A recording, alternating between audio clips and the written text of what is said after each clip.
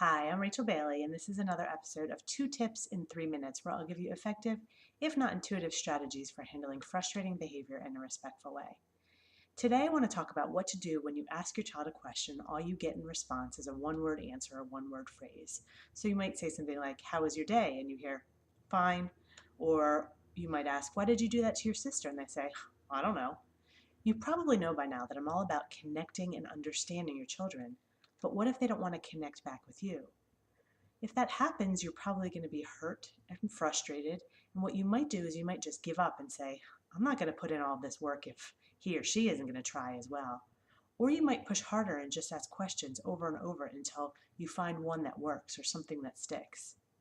But often the responses don't change. And I can tell you, after having worked with so many children and adolescents, there are a lot of reasons they don't open up, but I want to focus on the one thing that is the most common that I see, and that is tip number one, which is often children don't open up because they are avoiding our reaction. And I don't just mean they're afraid they'll get in trouble, they're actually avoiding our emotions.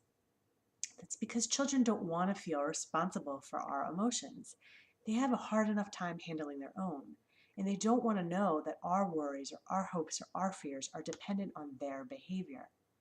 So if they had a test that day that they just bombed, they might not tell you because they don't want to hear your concern about their future.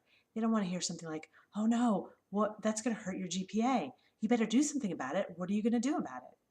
They may already be worried about their grade, or they just don't want to think about it, and they don't want to worry about you worrying about their grade. They open up when they know that they can just have their feelings without having to worry about yours. So let me stress, it's not that I'm saying that you can't express your feelings to your children. I think it's important that you do that. Just do it in a way that they know that you're handling it, that your feelings are not dependent on their behavior and their choices. Because when they feel like you'll freak out because they didn't make the choice you wanted them to, that's when they're likely to give a one-word answer or one phrase answer. So what do? Well, that's tip number two. Tip number two is to get a deeper response, have conversations that take place in their world. So ask questions with curiosity about their reaction.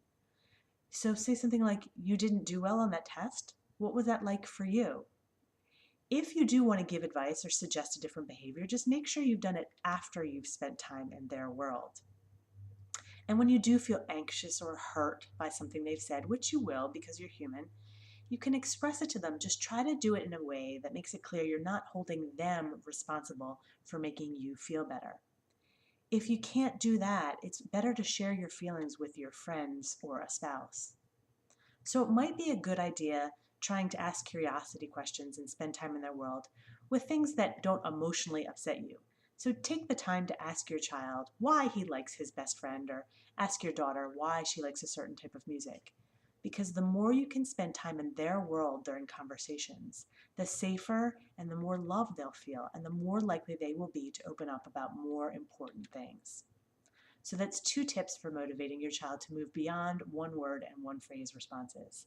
Fill out the form below this video to see how these tips apply to your situation.